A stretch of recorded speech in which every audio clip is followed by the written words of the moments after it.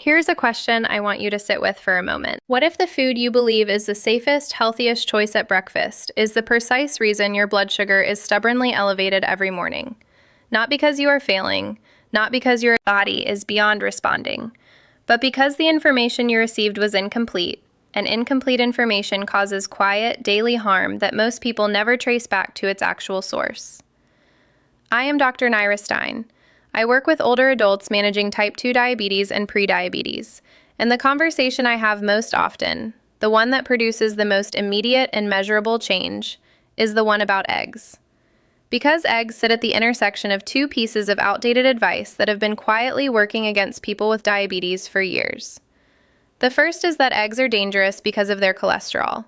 The second is that oatmeal, fruit juice, and whole grain cereal are the natural, safer replacements.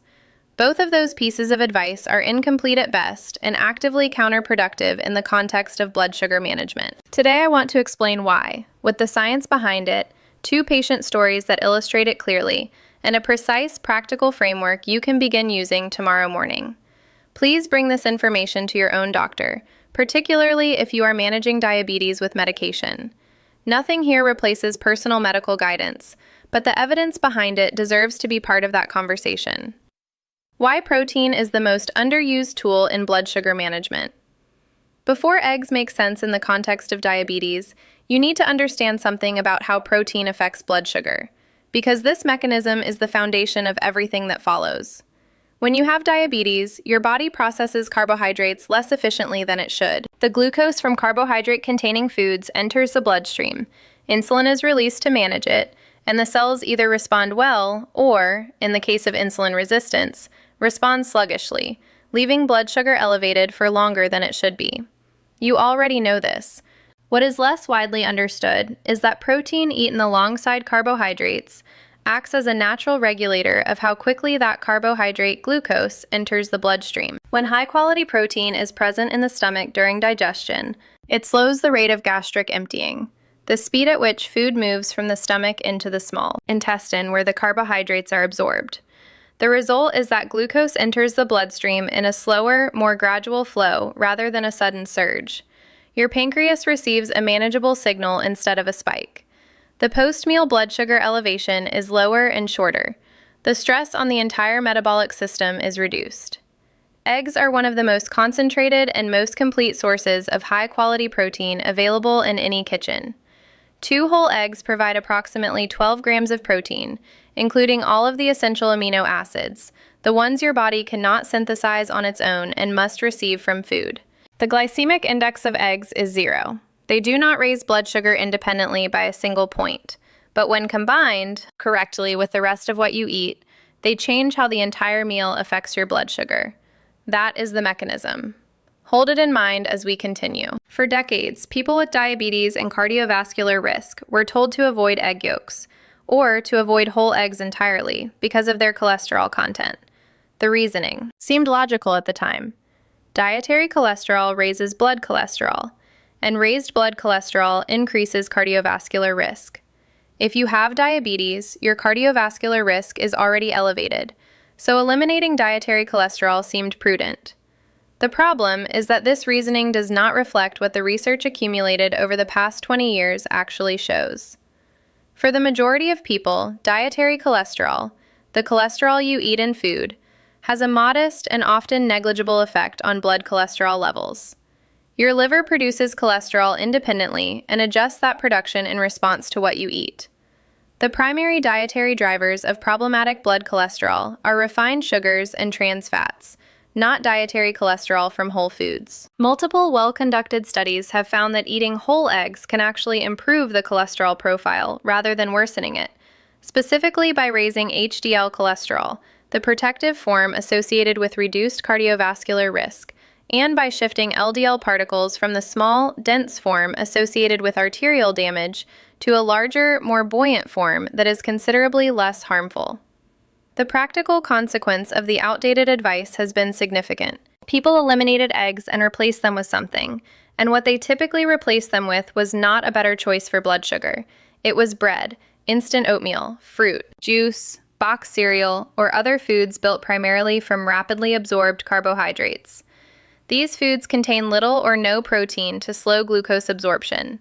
They spike blood sugar quickly, produce a pronounced glycemic response, and leave the person hungry again within 2 hours, as blood sugar drops sharply after the initial rise. The pancreas gets no rest. The blood sugar roller coaster continues, and the person believes they are eating well because they have been told these foods are healthy. I want to tell you about a patient I will call Eleanor. She was 64 years old when she first came to my clinic, 8 years into her type 2 diabetes diagnosis. She arrived with a folder of lab results accumulated over those years and sat down across from me with the particular exhaustion of someone who has been fighting consistently and carefully and has run out of explanations for why it is not working. She told me she had stopped eating eggs almost 2 years earlier because her previous doctor had flagged the cholesterol concern. She had changed her breakfast to what she understood to be the healthiest available option: instant oatmeal every morning with a ripe banana, honey mixed in, and a glass of fresh orange juice alongside. She took her medication without missing a dose. She walked 3 times a week, and her fasting blood sugar was consistently between 155 and 175. Her HbA1c, the 3-month average, was 8.2%. Her cholesterol, which she had changed her diet to protect, had gone up rather than down. When she described that breakfast in detail, I understood the picture immediately. Instant oatmeal with honey and banana is a high glycemic carbohydrate load. Orange juice, even freshly squeezed, is liquid sugar without fiber. It enters the bloodstream very quickly. Honey adds an additional glucose spike. And there was essentially no protein anywhere in the meal to slow any of it down. Her blood sugar was likely reaching 210 or 220 milligrams per deciliter within 30 minutes of breakfast. By mid-morning, she was hungry again because the sharp glucose rise had been followed by a sharp drop. Her pancreas had been working at full capacity from the first hour of every day, and it had never been given a rest. I explained the current evidence on eggs and cholesterol, that the advice she had received was based on research that had since been substantially revised, and proposed a simple change, replacing that breakfast with one built around protein: 2 whole eggs prepared without oil, half an avocado, and a generous portion of leafy vegetables or tomatoes. Nothing radical. No new medications, no complex protocol. 2 weeks later, Eleanor called me. Her post-breakfast blood sugar was running at 140 rather than 210. She had tested it 3 consecutive mornings to be certain. After 1 month, her fasting blood sugar had dropped from 165 to 142. After 3 months, her HbA1c had moved from 8.2 to 7.5%. Her LDL cholesterol had decreased, and she told me something I have not forgotten, that for the first time in years, she woke up looking forward to breakfast, because she knew what she was about to eat would help her rather than punish her 2 hours later. Why you should never throw away the yolk. For many years, the standard advice was to discard the yolk and use only the white. For people managing diabetes, this turns out to be a significant nutritional loss. The yolk contains the majority of the egg's micronutrients, and several of them are directly relevant to the complications most commonly associated with diabetes. The yolk contains choline, which is essential for fat metabolism in the liver. People with diabetes frequently develop fatty liver disease as a downstream consequence of insulin resistance, and choline supports the liver's ability to process and export fats rather than accumulating them. The yolk contains vitamin D, which multiple studies have linked to improved insulin sensitivity, meaning the cells respond more readily to insulin, reducing the amount the pancreas must produce to achieve the same glucose-lowering effect. It contains lutein and zeaxanthin, the carotenoid pigments that concentrate in the retina and protect against the oxidative damage that chronically elevated blood sugar causes to the small blood vessels of the eye. Diabetic retinopathy is one of the leading causes of vision loss in older adults, and these compounds contribute to its prevention. The yolk also contains B-complex vitamins that support neurological function, including the peripheral nerves of the hands and feet, the same nerves that are vulnerable to the numbness and tingling of diabetic neuropathy. Eat the whole egg. The benefits that matter most to someone managing diabetes are concentrated precisely in the part that most people were told to discard. How you prepare eggs determines whether they help or harm your numbers. The egg itself is not the variable, the preparation is. And the most common preparation methods used in everyday cooking are exactly the ones that undermine the blood sugar benefit. Frying eggs in oil, even olive oil, and serving them alongside white toast, flour tortillas, or white bread combines the natural fat of the egg with added heated fat and rapidly absorbed refined carbohydrates. This combination temporarily blunts insulin action, while simultaneously producing a significant glucose spike. The egg's protein is present, but the surrounding meal overwhelms its regulatory effect. The blood sugar result is predictably poor, and people who eat this way and check their glucose an hour after breakfast find exactly that. The right preparation is considerably simpler. Scrambled eggs in a nonstick pan with no oil or fat added. The egg contains enough natural fat to prevent sticking. Beat 2. Eggs lightly. Pour into a hot nonstick pan over medium heat and stir gently for 2 to 3 minutes until just set and still slightly creamy. This is the method that preserves the protein's full effect without the interference of added fat or refined carbohydrates. Hard boiling is the most practical option for those who want to prepare ahead.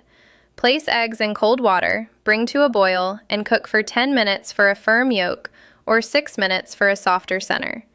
Boiled eggs can be prepared the evening before and kept in the refrigerator, ready to eat in the morning without any preparation time. For busy mornings, or for anyone who finds themselves skipping breakfast because of time, this makes the protein-first breakfast entirely accessible. A vegetable omelet is the most nutritionally complete option. Beat 2 eggs, pour into a hot nonstick pan, and add a generous handful of whatever vegetables are available: spinach, mushrooms, tomatoes, onion, courgette, or peppers. The vegetables provide dietary fiber, which further slows glucose absorption and adds volume to the meal without adding meaningful carbohydrate. The combination of protein and fiber together produces a more stable blood sugar response than either alone. What to eat alongside your eggs: the combinations that stabilize blood sugar for hours. Preparation is one half of the picture. The other half is what you pair the eggs with. The right pairing extends the blood sugar stability produced by the protein. The wrong pairing overrides it. Avocado is the most effective companion to eggs for blood sugar management. The fat in avocado, primarily oleic acid, a monounsaturated fat, does not raise blood glucose. Instead, it contributes to a slower rate of gastric emptying and a more gradual overall digestion of the meal.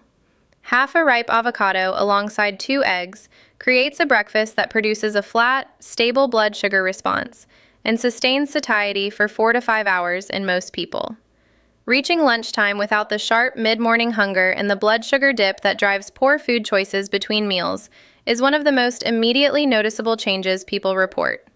Leafy green vegetables, spinach in particular, contribute magnesium, a mineral that plays a documented role in insulin sensitivity and that is deficient in a significant proportion of adults over 60 with diabetes.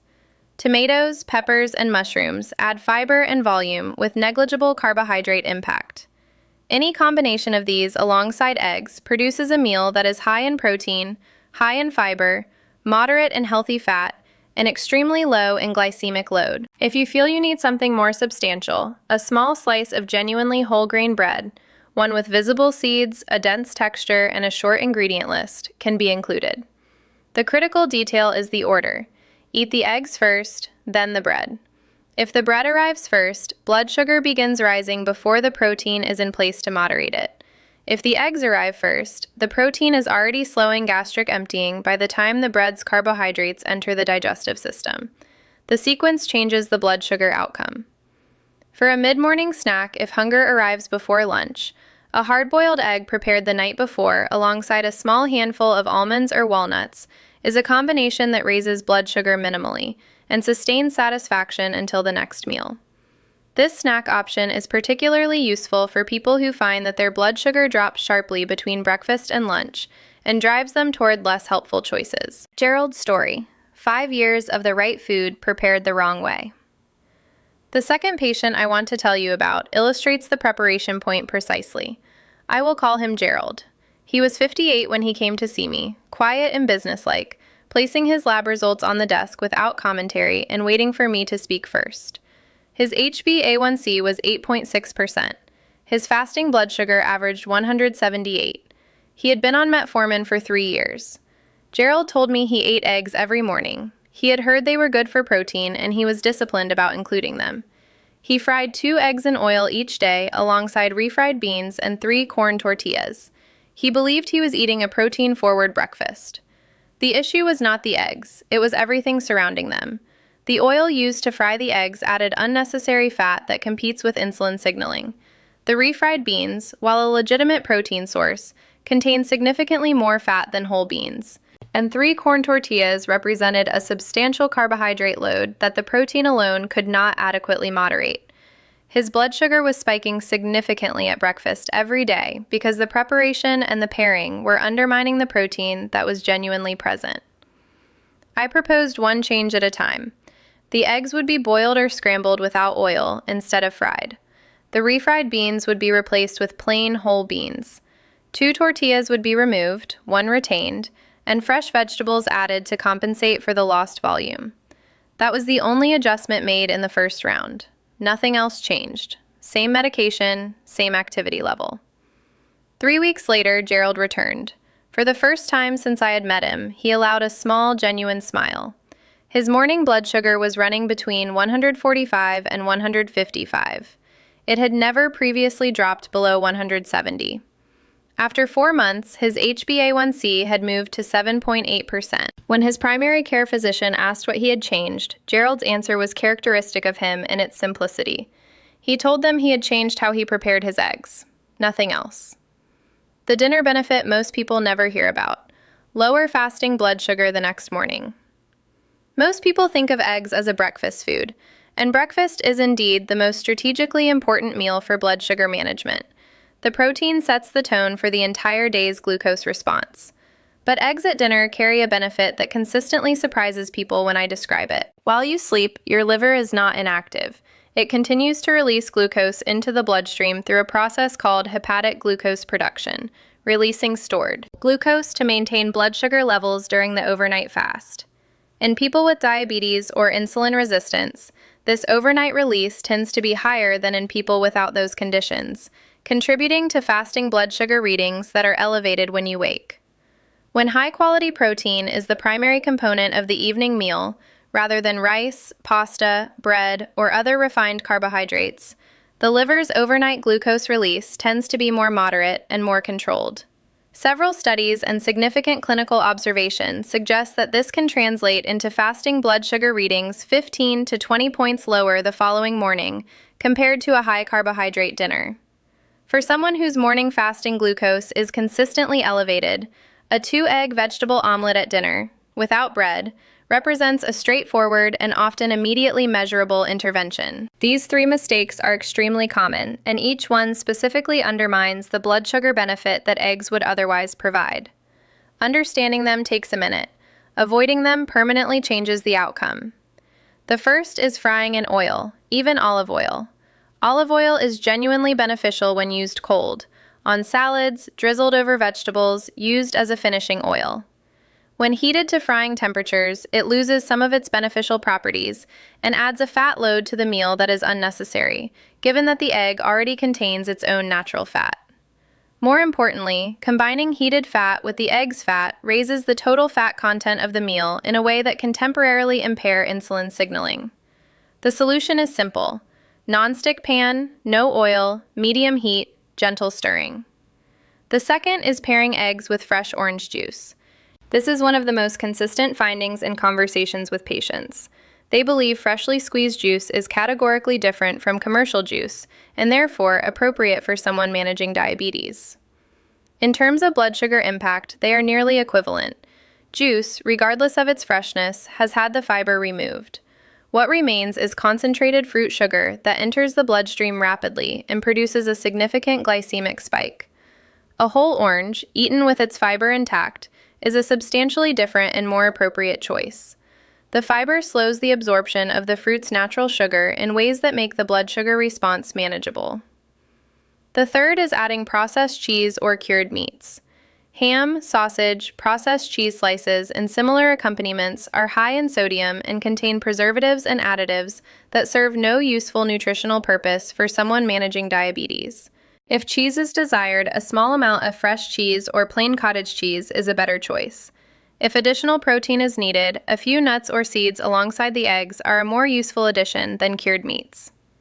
Your daily egg protocol. A simple, complete framework to begin tomorrow. Here is a practical template that brings together everything discussed. It is not a rigid prescription. It is a framework that can be adapted to your preferences, your schedule, and the foods available to you. The principles are what matter. The specific vegetables and portion sizes can be adjusted to suit your life. For breakfast, 2 eggs scrambled without oil or 2 boiled eggs prepared the morning of or the night before. Alongside, half a ripe avocado and a generous portion of vegetables, spinach, tomatoes, peppers, mushrooms, or any combination you enjoy. If you would like to include a small amount of carbohydrate, 1 thin slice of genuinely whole grain bread, eaten after the eggs rather than before. Avoid juice. A whole piece of fruit, an orange, a small apple, a handful of berries, is appropriate if desired.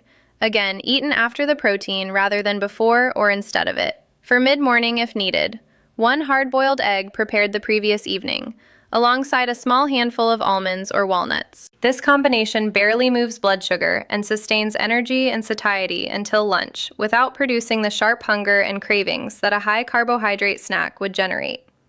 For dinner when applicable, a 2-egg omelet with a generous portion of vegetables, no oil, no bread. This meal is light, nutritionally complete, and positions the liver for more moderate overnight glucose production, which translates into a lower fasting blood sugar reading the following morning. On egg quality, organic or pasture-raised eggs contain higher concentrations of omega-3 fatty acids and vitamin D than conventionally farmed eggs. If they are accessible and affordable for you, they represent a meaningful nutritional improvement. If they are not, do not let the absence of the organic option be a reason to avoid eggs. Conventionally farmed eggs are still nutritionally excellent, and the benefit of including them in the way described here far outweighs any difference between farming methods. If you take metformin, eggs do not interact with your medication. You can include them with complete confidence in the approach described here. If you take insulin, please discuss any significant change to your breakfast with your doctor before making it. A high-protein breakfast can make insulin more effective, meaning your blood sugar may respond more readily than your current dosing anticipates. This is not a harmful outcome, but it is one that needs to be monitored, and your prescribing doctor needs to be part of that adjustment. Do not reduce your insulin independently based on improved blood sugar readings. Bring the readings to your appointment and have the conversation together. More broadly, any meaningful dietary change for someone managing diabetes with medication warrants a conversation with the doctor who knows your complete health picture. The information here is grounded in published clinical evidence, but it does not account for your individual circumstances, your other health conditions, or the specific medications you take. Bring it as a starting point for that conversation, not as a replacement for it. I want to leave you with the thought that one of my patients, the woman I described as Eleanor, expressed more clearly than I could have myself. She told me, at her follow-up appointment 3 months after making the change, that she had believed controlling her diabetes was a battle she would never win, and it turned out that part of the solution had been in her refrigerator for years. She had simply needed someone to explain how to use it. That is exactly what I hope this conversation has done for you. Eggs are not your enemy. They were never the problem. The outdated advice that removed them from your breakfast and replaced them with rapidly absorbed carbohydrates was working against your blood sugar every single morning without you knowing it. The preparation habits that added unnecessary fat and the food pairings that overwhelmed the protein's regulatory effect were undoing the benefit that was otherwise available to you. Change the preparation, change the pairing, change the timing, add the yolk back. Move the eggs to dinner when the situation calls for it. And if you are currently eating a breakfast of instant oatmeal, juice, and fruit with no protein, recognize what that combination is doing to your morning blood sugar readings, and understand that a different choice is both available and evidence-supported. I am Dr. Naira Stein. Your body is not failing you. It has been responding exactly as biology predicts to the inputs it has been given. Change the inputs and the response changes with them. Start tomorrow morning with the eggs that have been sitting in your refrigerator, waiting to be used correctly. Take good care of yourself. I will see you in the next one.